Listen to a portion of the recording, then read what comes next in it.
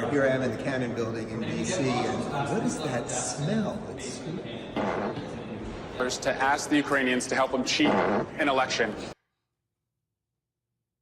All right, people, we are live in Washington, D.C. That's right, the swamp as it's being drained. I am Dave Rubin. This is the Rubin Report. And yes, yesterday I walked through the metal detectors and they let me wander around the Capitol, and we shot all sorts of weird, funny things with the cast of characters. It's like entering the Muppet Show. That really is what it's like when you wander around these halls and you see all these people that you talk about and you make fun of, some of whom you like. We had good meetings yesterday with Ted Cruz and a couple other people. There is a lot going on in this city right now. And I can tell you guys that the shift that I talked about yesterday, I'm talking about a sort of cultural shift and a political shift that we're seeing right now. There's a new transparency in government. The right people are fighting back. The machine is coming at us with everything it's got, and we'll get to that's what much of today's show is going to be about. But I think the shift also that I'm seeing here is that it's exciting to be here in DC again. This should be a place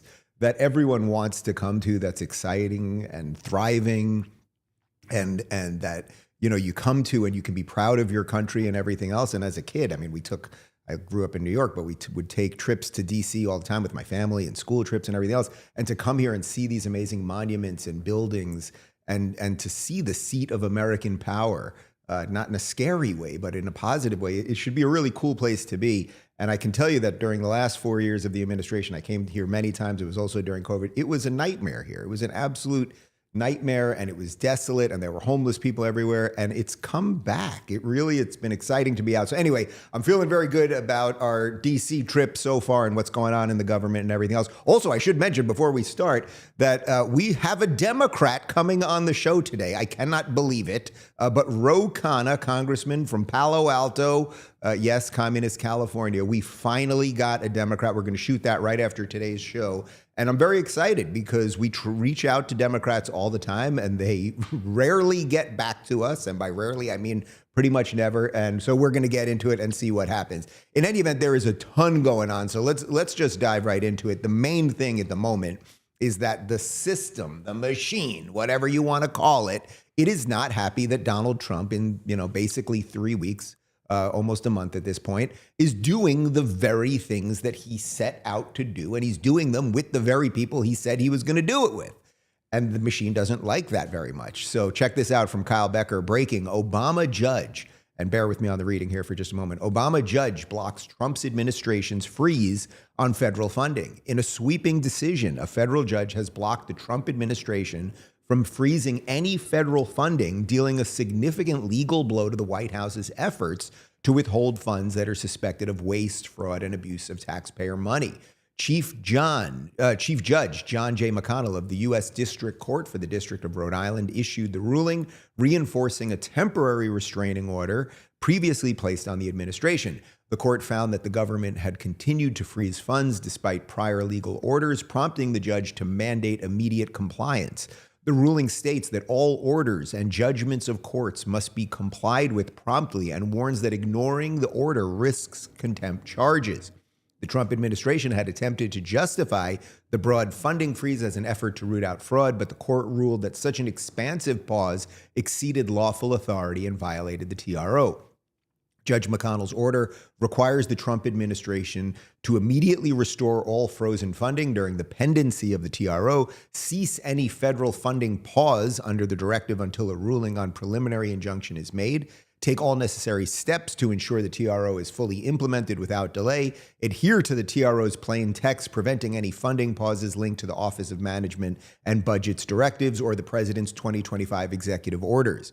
Resume funding of institutes and agencies affected, including programs funded under the Inflation Reduction Act and the Infrastructure Improvement and Jobs Act. The decision follows a legal challenge from 22 Democrat-leaning states and the District of Columbia, which sued the Trump administration over its broad suspension of federal disbursements. The lawsuit filed in late January argued that the administration was improperly halting funds that had been duly appropriated by Congress. We're almost there, guys, I promise. Last month, Judge McConnell issued a temporary restraining order prohibiting the administration from withholding funds while the lawsuit proceeded. The decision marks a critical setback for President Trump's broader efforts to reshape government spending policies, particularly regarding states and programs that conflict with his administration's agenda. Legal experts suggest that the Trump administration's only remaining option is to seek mandamus relief, an extraordinary legal measure to overrule the district court's decision. The Trump administration has not yet announced its next legal steps. Okay, so I wanted to read all of that to you because although it was a bit wordy, it's quite technical what's going on here. But the short, the TLDR, the too long don't read version of that is that Trump is doing exactly what he said, right? They are doing an audit of virtually all of the government agencies.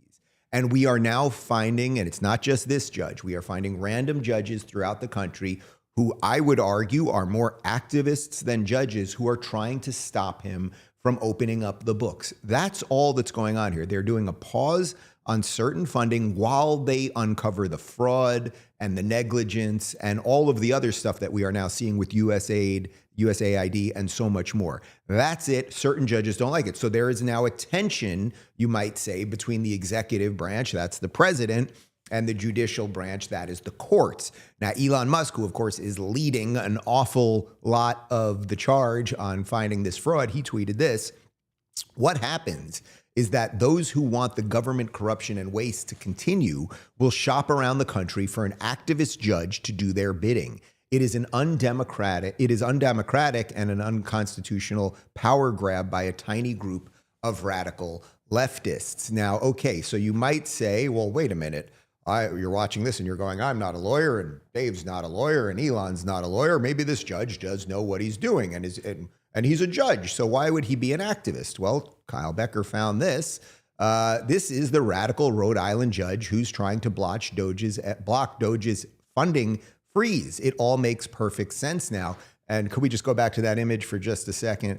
We're going to pull back that image right there. And as you can see, this judge, these aren't crazy numbers that he threw in there, but he's obviously a Democrat. He donated $2,500 to Biden's 2007 presidential campaign, $2,000 to Hillary Clinton, and you can see some other monies there, all to Democrats. So it's like, if you wanted people to think that you weren't an activist, you haven't done a very good job of that.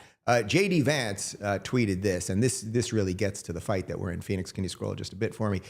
If a judge tried to tell a general how to conduct a military operation, that would be illegal. If a judge tried to command the attorney general and how to use her discretion as a prosecutor, that's also illegal. Judges aren't allowed to control the executive's legitimate power.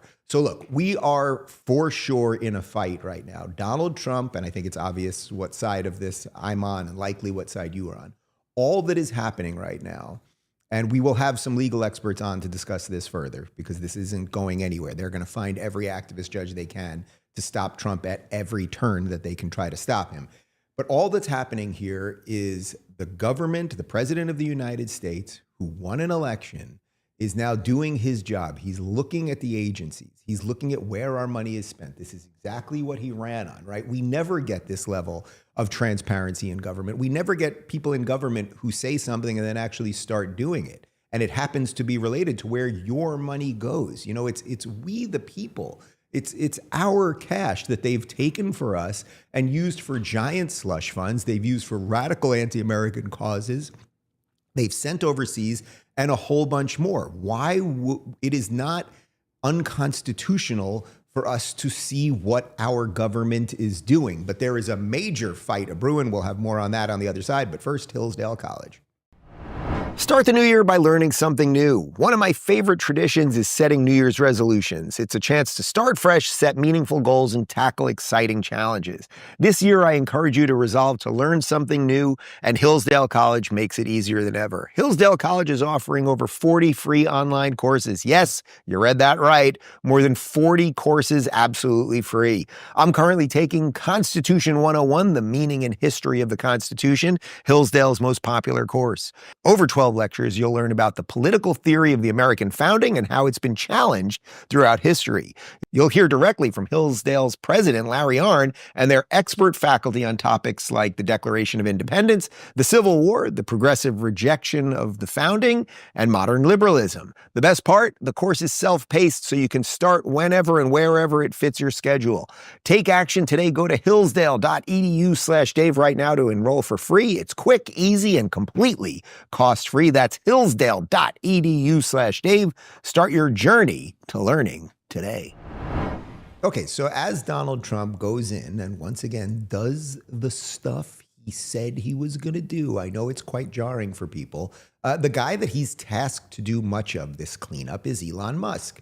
And generally, at least for the last 4 decades, probably since the space race, we don't get the best of the best in government. We don't. People go into the private sector where you have more chance of making money and you can build things on your own and there's less bureaucracy and everything else. The people that go into government jobs, not always, but largely, are people who are just going for a job that they'll get a little raise and they can basically never get fired, right? So and that's what creates the deep state, this permanent thing that never goes anywhere and isn't particularly good or functional or financially sensible or anything else. But as Trump has sent Elon in to do all this, there's an interesting thing that's happening. We covered it pretty extensively yesterday, which is that much of the fire that is normally aimed at Trump, and this is a guy who takes a lot of fire, literally and figuratively, is now being aimed at Elon. So check this out from DOGE designer on Twitter, May Musk, so that's Elon's mother. May Musk was absolutely right when she said the media would do everything possible to break the friendship between Donald Trump and Elon Musk. Recent events clearly show how desperate the media is to drive a wedge between the two. Elon Musk is simply trying to save taxpayers' money by reducing waste and offering tech support to the White House without charging a single penny. The media will continue its attacks, but people have started to realize that the media, driven by its own agenda, is no longer relevant. And I really think we have to kind of take that notion, the idea that they want these two to be fighting. They've learned something, I would say. The machine, the swamp, the media people, they've learned something. You don't beat Trump by attacking him. So the new move is apparently to see if you can attack Elon enough to get him to reverse course, or you can drive a wedge between the two of them. You know, I can tell you that being here in DC as a total lark yesterday, I messaged Elon just to say, hey, I'm here. I think you're here. You know, you want to do a show or you want to get coffee or get a bite to eat. And we traded some messages throughout the day. But basically, he was saying the entire time, I'm working, maybe late night. And then he texted me at midnight saying he's still working. Like, this is the richest man in the world. He could be doing literally anything. And the idea that he's here working late night in DC when he could be sitting, he could buy Bora Bora and sit there forever. And he's doing it really because he just wants more money or he's secretly a Nazi. It's just so profoundly absurd. But speaking of profoundly absurd, what the left will also have to do as we open up the books, as we make things more transparent, as things start to work more, despite the legal fights and everything else, they're going to have to, ramp up the crazy. They got to ramp up the crazy and the fear. Here is Connecticut Representative Ross DeLauro saying that your kids may not have a teacher. Well, Anna, we are not only relying on the courts. As Norm Eisen pointed out, the courts, the American people, I would add the Congress, will not let this succeed. And the courts are important. And we will be in the House. While we do not have standing to sue, we are working with the organizations that are bringing suit. We will file amicus briefs. So we will use the courts are critically important in this area. The other piece of that is the outrage of the American public. And when you think about there is the legal issue, but you have to think about what the what are the repercussions to American families. You take education. You're looking at denying people school lunches. You are taking the opportunity for a college education if you cut Pell Grants. You cut student financial aid. There are a whole range of what these services do for the American public. That's the word that has to get out. When you cut education, you cut 72,000. You cut Title I. 72,000 teachers nationwide are gone. Your kid may be in a classroom that doesn't have a teacher. Special education for developmentally challenged kids, that will be cut. What happens to those kids? But again, it's U.S. aid, it's education, they're going to go to Medicaid, and it is about the effect of what happens in the lives of American people, of middle-class families. I'd like to ask you a question before I analyze that clip. Do you think that purple-haired woman is more competent and ready to do proper governance, or do you think that Elon Musk is? If you have to choose between one of the two. You know, it's interesting. These people on the left, they pray to the altar of the state. They love the state. They love the institutions. They love the programs, right? She loves rattling off numbers. We're going to cut this, that, the other thing. It doesn't mean that any of it's working. The irony is the lefties always tell you how horrible America is and how nothing works right and we should be more socialist and everything else. And yet, when we start looking at, okay, like if the general premise is, well, maybe something isn't quite right here, things aren't quite working right, we're going to clean it up. You see how hysterical they get when you go to clean it up. And the reason is they want power.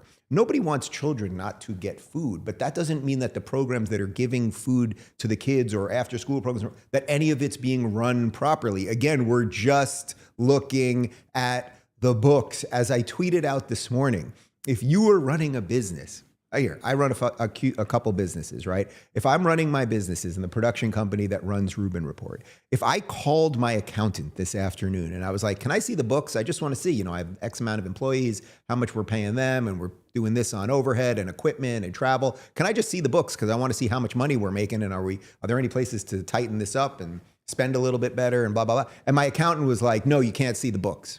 Or the accountant was like, maybe next week. Or the accountant wasn't picking up the phone. I would fire the accountant.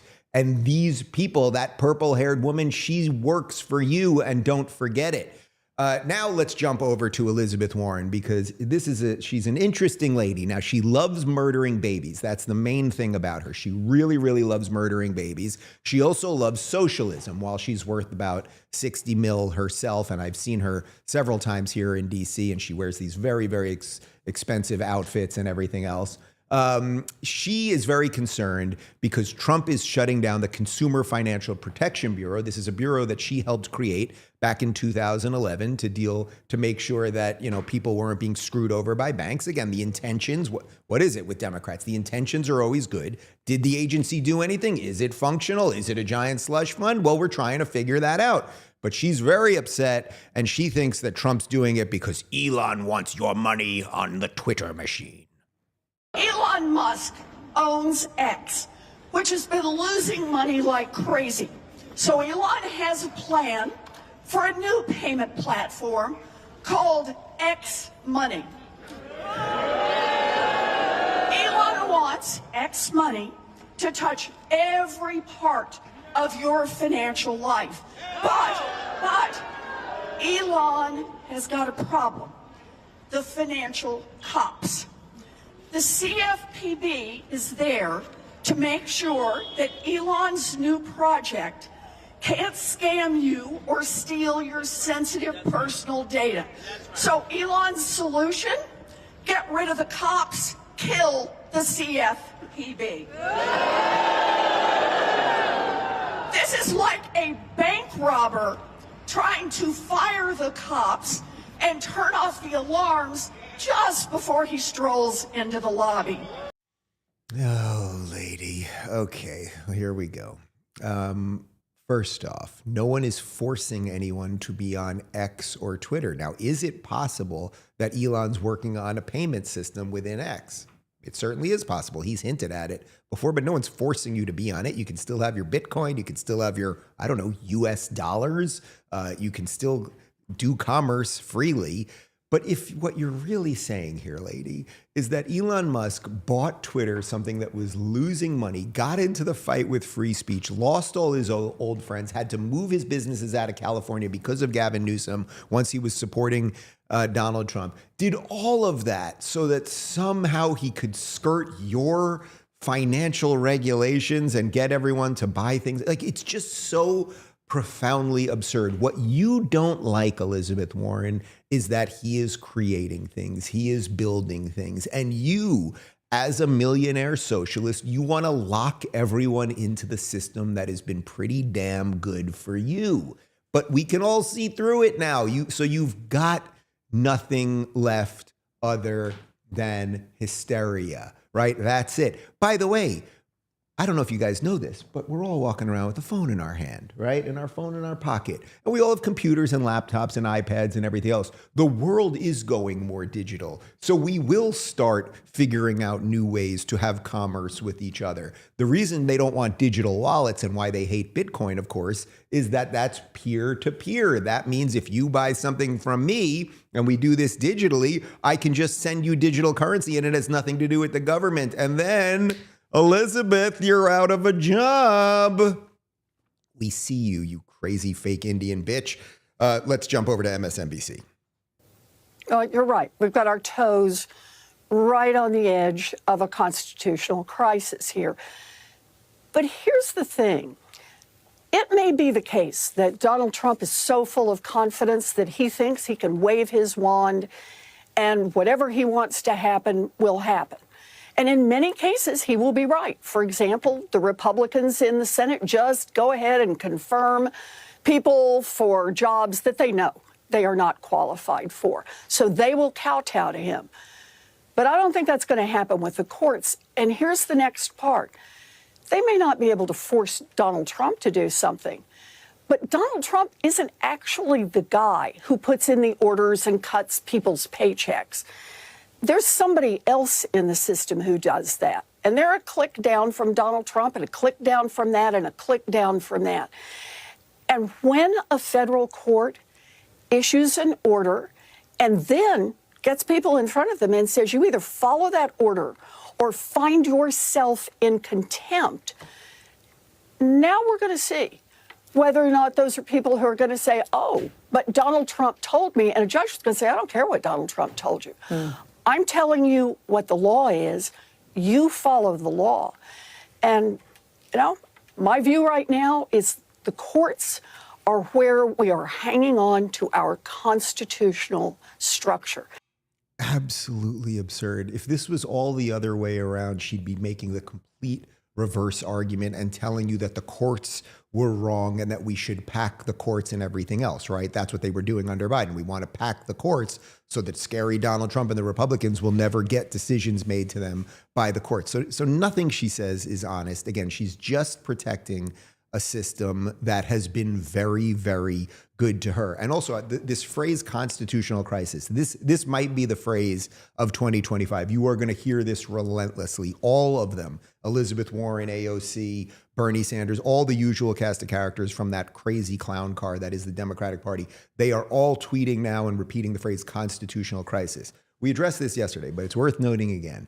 A constitutional crisis would be when the branches of government, I'll try to do the Civics 101 for you guys real quick. I know you guys know it, but in case this clip gets shared to some of your not so bright friends that are voting Democrat still, there are three branches of government. We have the executive branch, the legislative branch, and the judicial branch. The legislative branch makes the law. The executive branch, that's the president, signs it into law. And the judicial branch makes sure that it is legal. That's basically how it works. It's checks and balances. It makes sure that no one person or one party or one group of people, one group of interests gets too much power. It's quite brilliant, and the founders were pretty great guys. I should go visit some of their monuments today. Maybe we'll do that a little later.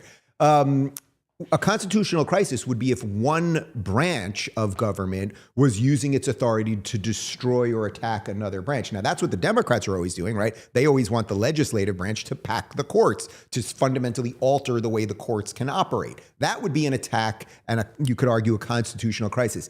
It is specifically not a constitutional crisis when one branch of government, in this case, the executive branch, goes out there and says, hey, we would like to show the people where their money is spent. We would like to look at government programs and see if they're doing the things they set out to do. That is not a constitutional crisis. That is actually proper governance, which is a crisis for the Democratic Party.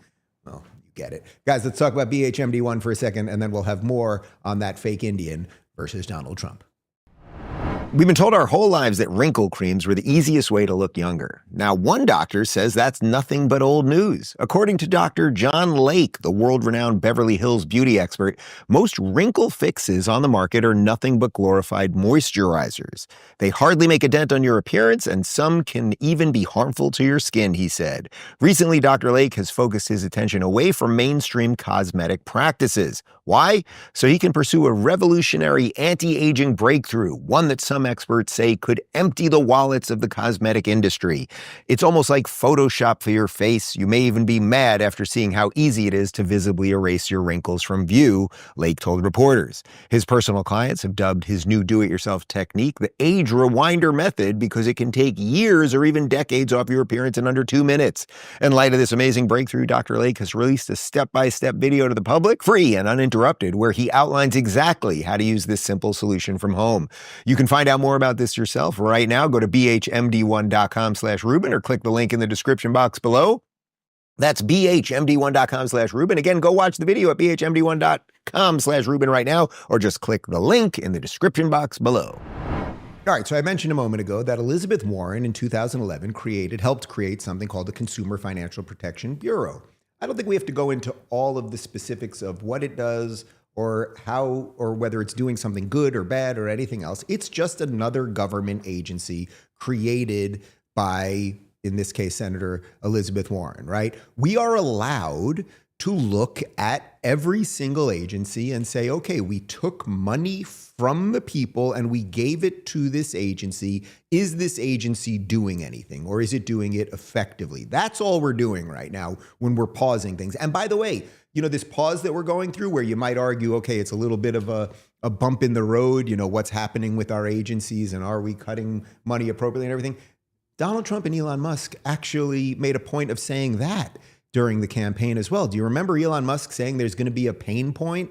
And we covered that. That was a few months ago, that there's going to be a little pain involved. Well, yeah, if you do anything good, there's a cost. And the cost is there's going to be a little bit of looking at things and figuring out, boy, we're going to have to cut some things. Like it's not, the gravy train is not going to run forever. Anyway, she creates the Consumer Financial Protection Bureau. She's very upset that we're looking at the books. And I have a feeling the more we look at the books, the more we're going to find out it was a giant slush fund that didn't do much of anything. But we'll find out, right? Don't take my word for it. We'll find out as things get more transparent. Anyway, here's Trump on that. Mr. President, regarding the Consumer Financial Protection Bureau, Democrats, including Elizabeth Warren, have said that by freezing it, it's giving big banks and giant corporations the green light to scam families. Pocahontas, the faker. You know, that was set up to destroy people. She used that as her little personal agency to go around and destroy people. And she's a fake. Just like she said she was an Indian, and she wasn't an Indian. You have more Indian blood in you than she has. She went to college based on the fact that she was an Indian. She got jobs based on the fact that she was an Indian. She's a fake. That was set up to destroy some very good people, and it worked. I mean, it worked. A lot of great people. I'll tell you, before I ever heard the term, people would come up to me in the Midwest and areas that say, "Sir, I'm being destroyed by them." They use that to destroy people. She's a nasty woman. She's a really nasty woman, despite her phony beer commercial. We did the right thing. That was a very important thing to get rid of. And it was also a waste. I mean, number one, it was a bad group of people running it, but it was also a waste. If you looked at when she really ran it, wow, that was a vicious group of people. They really destroyed a lot of people. And you can confirm it's your goal is to have it totally eliminated, the agency? Say, yeah, because we're trying to get rid of waste, fraud, and abuse. Okay, guys. So look, I'm not an expert in every single thing that the Consumer Protection Agency has done. I suspect that Donald Trump is right. And the more we look at it, we're going to find out that they put, businesses that were competing properly out of business. Like, I just have no doubt that an agency created by, this LARPing socialist millionaire probably was doing a bunch of bad stuff. And that's why she's upset. But I'm not an expert in that. You could do a little research. We'll do a little more research on that as well to find out what actually the agency was doing. But again, whether the agency was doing great things or terrible things or somewhere in between, that is largely irrelevant, because all that is going on right now is we're just trying to figure out, are they doing it functionally? Is it a good use of our money, right? The agency might be doing great things, but that doesn't mean they have 3 times the budget that they should have. So again, it's just looking at things properly. Trump mentioned, well, of course, Elizabeth Warren did get into Harvard. That is completely right. She got into Harvard by claiming she was a Native American. In fact, she is 1/164th Native American. So she's not a Native American at all. So she is just a regular old rich white woman who faked her ethnicity to get into Harvard. I mean, that in and of itself, if anything that the left would tell you about anything, they should all hate her. But for whatever reason, they seem not to. And then he brought up that beer commercial. Do you remember this one? You know, I always say this thing about how crazy it is that this orange man with the crazy hair, who's a billionaire, has more in common with the average person and is more authentic than any of these people. Do you remember this when Elizabeth Warren, about 5 years ago, was running for president? Like, look at the abject fakery and not like, she's not human. These people, where are they from? How did they get here? Go. There we go. I'm glad for everybody who's joining this video. It's great to hear from you. Hold on a sec. I'm going to get me a beer.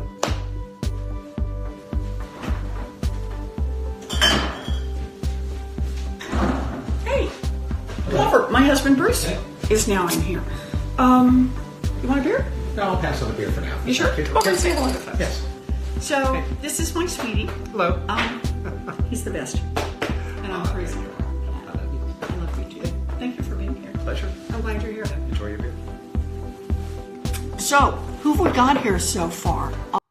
Those are 2 people who have not had sex in a long, long time. And I think we could all be thankful for that.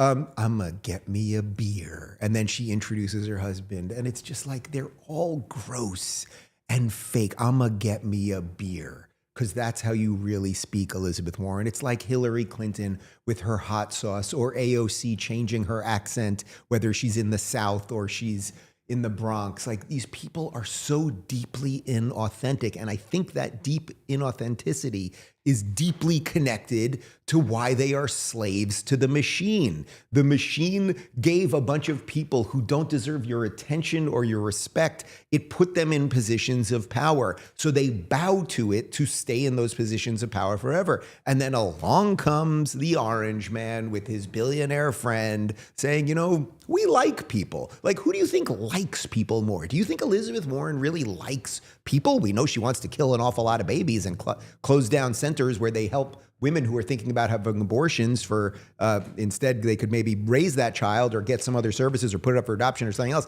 Like, who likes people more? Is it any of these Democrats, or is it Elon or Donald Trump? Like, we all know what the answer to that is, obviously. I can't believe we're spending so much time on this. I'm not covering Elizabeth Warren tomorrow, because here we go again. We got another clip of her. It's Super Bowl Sunday, and here's a reminder that Donald Trump has done pretty much nothing to lower your grocery costs. Remember, during Donald Trump's campaign, he repeatedly promised to lower food prices immediately. He said on day 1. But here we are, way past day 1, and the cost of groceries has only gone up. Chicken wings cost over 7% more than they did a year ago. Egg prices have risen 60%. From $2.51 a dozen to over $4 a dozen. Look, instead of lowering costs for your family, Trump's been focused on cutting funding for hot meals for seniors and giving Elon Musk access to the system that makes sure that your grandparents get their Social Security checks on time. Donald Trump needs to buckle down and use the tools he has to lower grocery prices and deliver on his promises. My God, lady, let me unpack this for you. If it is in fact true that chicken wing prices are up 7% from last year, do you think that has to do with the 11 months that Joe Biden was president, or the 1 month that Donald Trump was president? He is focused on figuring out where the bad spending is going so that ultimately the government will spend less. So we, the people, once again, will have more, thus creating the conditions so that the economy will flourish, right? And then prices will go down. It's you guys who have put all of this insane regulation on our farmers and caused the price of gas to go up because of your ridiculous foreign policy and everything else that create the conditions that cascade throughout the system so that at the end of the day, the price of eggs does go up. But it's not, it's because you guys are screwing over the farmer, you're screwing over the trucker who has to deliver it, you're screwing over everybody throughout the supply chain. And you think that Donald Trump magically overnight, you guys who did the Inflation Reduction Act, which just actually created inflation by dumping more imaginary money into the system.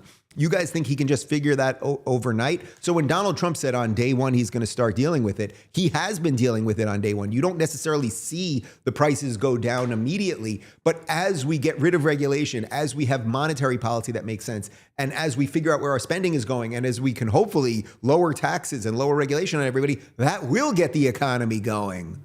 Lady, if you think Elizabeth... sit around while you go ahead and... If you think Elizabeth Warren is bad, I think we jumped the gun on that one. If you think Elizabeth Warren's bad, there is this Jasmine Crockett. And I'm telling you guys, this girl, she's a congresswoman. She is so insane. She is so over the top and ridiculous. And she's so dumb, actually dumb, that she makes AOC look like Margaret Thatcher. Okay, clip. Gonna sit around while you go ahead and desecrate our Constitution, or you look at the laws that have been passed into law and say, never mind, we'll just ignore that. Instead, we are going to be in your face, we are going to be on your asses, and we are going to make sure you understand what democracy looks like. This ain't it. Stay off my ass, lady. That's my message to you, okay? But do you see what the Democrats are doing here? As they veer out of control, as there are virtually no moderate voices in the party, they don't know what to do anymore. So someone like her, doesn't she seem like a next level AOC now? AOC kind of feels like yesterday's news, right? She was a value to the system for a while, and she's not as valuable anymore. So what would be next? They can either moderate, you could try to come back to the center, right? Or you can just continue going off the crazy train. She's clearly on the crazy train, right? I'm going to be more hysterical than AOC. I'll get off your ass and I'll speak, I'll up my accent. It's the way Ilhan Omar is doing it too. They are just going to up the crazy constantly. And again, Jasmine Crockett, what are you defending right now? All you are defending is a system that as it gets exposed, we are seeing was not working for we the people. I don't care what your politics are, lady. I really don't. But I do care that for some reason you feel the need to defend the system. Now, the reason you need to defend the system is because somehow you became a congresswoman with no discernible talent, like no respect for your fellow Americans, like the way she speaks and everything else. Here she is with the new, I think, vice chair of the co-vice chair of the Democrat Party. His name's Malcolm Kenyatta, and they are very upset because Donald Trump is a very, very scary man. I do believe that fear is truly warranted in the sense that people of color are just going to be rounded up. I think that if you can be mistaken for being a brown person, that you should be concerned because there is nothing that is tatted on anybody's head that says I'm undocumented or I'm a citizen, right? Where we're supposed to believe that the wealthiest man in the world is rooting around in our government systems to make life better for the people who live in my district, folks who are one car payment away, one home repair away from losing the safety and security that we all deserve. That is what we're supposed to believe. Clearly, it's BS. It's nonsense. Donald Trump has spent every single day since he's been in office making life worse for working people and working families. You guys are really making my job too easy today. Do you see, again, they just pray to the system. If you want to keep more of your money, if you want to whatever extent we all have to pay taxes, put it into a system that's efficient and governing, and then have proper governance and all of those things, then you want to stay as far away from the Democrats as possible. Everything that they do seems to be a way of taking from the individual and giving to the system. look, I'm not a total ANCAP, right? Like I'm not a total anarchist like somebody like Michael Malice, we should get him back on the show soon, who must be having a field day right now. If you believe that governments should exist to whatever extent they can do something good, and most of us believe that, right? I believe in the light touch of government. That used to be a classically liberal position. It's now mostly a position of the conservatives, and that's why the classical liberals, the RFKs, the Tulsis, et cetera, are all basically now Republicans. But what you would want is a slim, trim government that can do a little bit. And, it's interesting because people on the left are always worried about too much government power, right? That's what they're always screaming about. What's Bernie always screaming about? The government. But all of their solutions are always to make the government bigger. What's happening now is we are in this shift that I've been talking about where people have woken up. They are realizing we don't need that giant albatross above us. It doesn't do very good stuff. I don't know, after a couple of years of COVID, maybe people are looking at it a little bit more with a skeptical eye going, did the government really care about me? And why wasn't I allowed to go to grandma's funeral again? And all of that stuff. But there is this seemingly younger generation. We're now seeing it with the Jasmine Crockett's and this new, that guy is the co-vice chair of the DNC right now, this Malcolm guy, with David Hogg. You guys know David Hogg from the Parkland shooting, who then got into Harvard, even though his grades weren't good enough to get in there. I think it's because he's a lesbian. And it's like, you guys don't deserve the positions you're in, but the new generation seems to be even more radical. They're going to make people, the revolution always eats its own. So they're going to make people like Bernie Sanders and Elizabeth Warren seem like moderates as they continue to jump off into the abyss. Guys, let's talk about Rumble Premium for a moment, and then we'll have a bit more as they try to stop, well, I should put it this way, as the progressives try to stop actual progress. Free speech is under attack, but Rumble refuses to back down. Rumble has always believed in empowering voices no matter how unpopular. And now Rumble's taking that fight to the next level. When major advertisers conspired to pull their dollars, even brands like Dunkin' Donuts turned their backs, labeling Rumble as having a right-wing culture. But Rumble's not here to fit a mold. It's here to defend free expression for everyone. To strengthen this mission, Rumble is launching Rumble Premium, an ad-free experience packed with exclusive benefits for viewers and creators. More than a subscription, it's a stand for free speech. Your voice matters. Join Rumble Premium today. For a limited time, get $10 off an annual plan with promo code Rubin at rumble.com/premium/Rubin. Whether you subscribe or just keep watching, your support keeps free speech alive. Let's turn the tide together. I feel like today is Crazy Chick Day on the Rubin Report. That's what we're going to officially title this show. It's the Crazy Chick Show. So obviously we've given you Elizabeth Warren and Jasmine Crockett. And, we can always throw in a Maddow or whatever. But let's jump over, you know where we're going, to the ladies of The View. Here is a woman who it's not, don't worry, we're not doing Sunny Hassan right now. We're doing Ana Navarro. And Ana Navarro, it's just worth noting that this woman was once a Republican. She was a conservative. She's a Cuban living in Miami, where you're going to meet, who I love the Cubans of Miami. They're the most decent, warm, fun, never stop talking, joking. They love America. They get what communism is. She used to work for Marco Rubio. She was sane. And now she's this. You know I don't do sports. You know I don't do football, so I wasn't watching the game. But listen.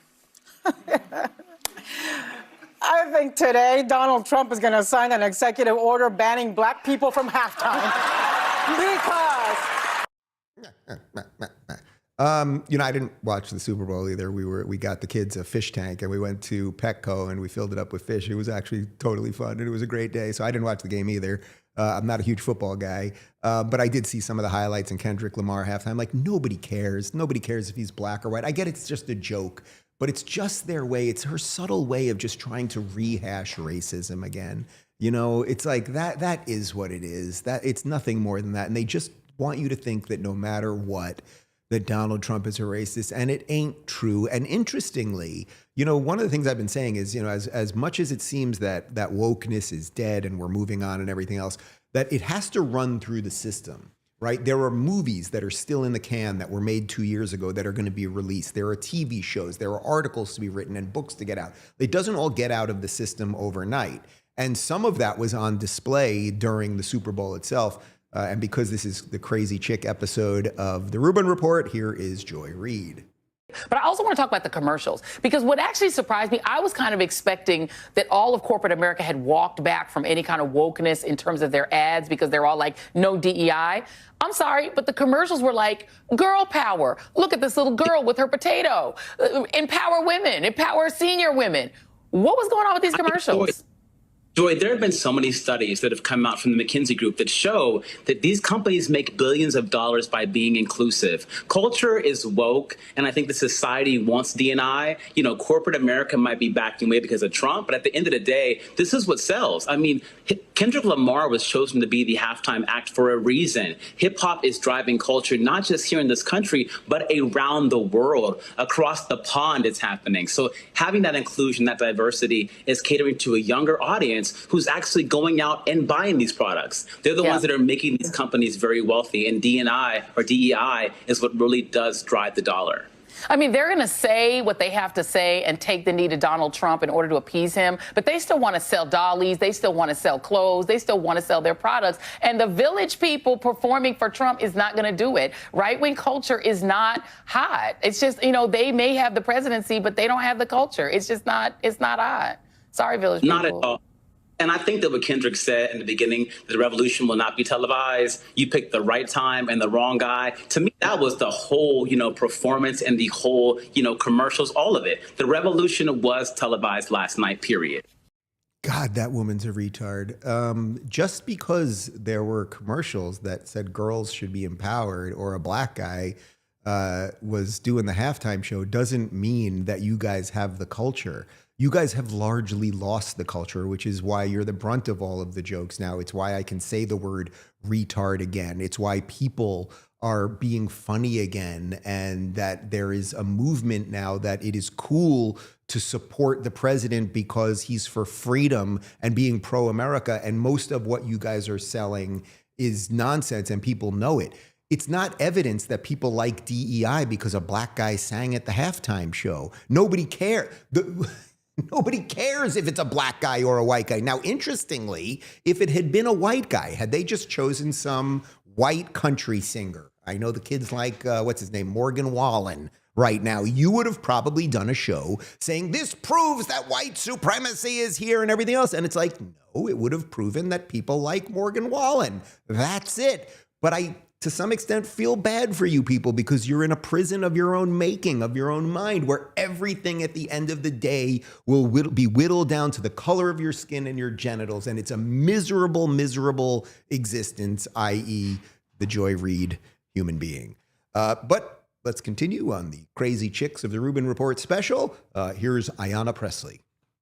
Like Iowa. Governor Reynolds, let's learn more about the state. Do you know what percentage of Iowans are white and what percentage are black? I don't know the exact percentages, no. We're by far a larger percentage of white population. That's correct. Iowa is 90% white and only 4.5% black. So that is drastically different from the national population. So when Republicans suggest Iowa should be a national model, they're advocating for a government that doesn't reflect our country. I'm in DC. It's a holy place to these leftists, so I won't say what I'm thinking, but you know what I'm thinking. Lady, so you want to put Kim Reynolds in jail? Sorry, you have too many white people in your state. It does not matter what the racial makeup of a state is. It doesn't matter what the racial makeup of an organization is or anything else. What matters, do you have good people? Do you have competent people? Have you created a culture that rewards success, that has some connection to humans flourishing and living freely and everything else? But again, this is all they got. You got the hystericals, you got the Jasmine Crockett's, I'm gonna get on your ass, and you got the Presleys who want to count the white people. Congratulations, you got all that. Guys, we're going to cut the show a little bit short. I'm going to show you one more clip because, believe it or not, I have a freaking Democrat coming in here. Probably not going to be thrilled with me if he hears everything I said on this show, but I'll ask him about some of these crazy chicks. So we're going to leave our segment 5. We'll start with that for tomorrow's show, but we'll end on this. A guy who still, God bless him, he still lives in California, can't go to his home in Malibu, even though it didn't burn down because Gavin Newsom won't let him show up at his own house. So he's sleeping at Dr. Drew's house. Yes, I'm talking about Adam Carolla. And here he talks about how the Democrats have completely done this to themselves. 10 minutes ago, you had Joe Biden, who doesn't give a about black people and or women. The guy's never even met his biological granddaughter, for sake. You think he cares about women? He doesn't give a about black people or women. He decided that he needed a black female vice president. You then took someone who's incompetent and put her into that position. And then when the old man that you lied about ended up having dementia, he fell off, and then you guys were stuck with an incompetent black woman, and you couldn't get rid of her because you can't get rid of a woman of color and replace him with a heterosexual white male. So then she ran for president. Nobody liked her, and she lost the election. So keep going, retards. Keep going, retards. That actually should, Democrats, keep going, retards. Like that actually would make sense as a tagline for these people because he's absolutely right. And that it reiterates the point that I was making throughout this. Like they will always go to the crazy. They will always go to the fringe of the fringe of the fringe of the fringe. Jordan Peterson for years and years was trying to get Democrats on Capitol Hill to say, is there a point where the left goes too far? And he could never get anyone, literally, he could never get a Democratic congressman to say on the record that they ever felt the left went too far. So congratulations. Bernie Sanders and Elizabeth Warren 5 years from now are going to look like moderates because you guys are going with your Crockett's and you're going with your Presleys and you're going with your other bananas lunatics. We will end with a cold close from Jordan Peterson about rats, which is a total non sequitur, but I think you're going to dig it. And believe it or not, I'm about to sit down with Democrat Ro Khanna. Stay tuned for that one. Thanks for watching. And we're back from DC tomorrow. Ciao. Rat is this. The rats are all like this. The rat goes like this. So the rat's like this. The normal rat is like this. That's the normal rat. Like this, like this. It sniffs. It's like this for quite a while. He's like this. And then maybe he sniffs.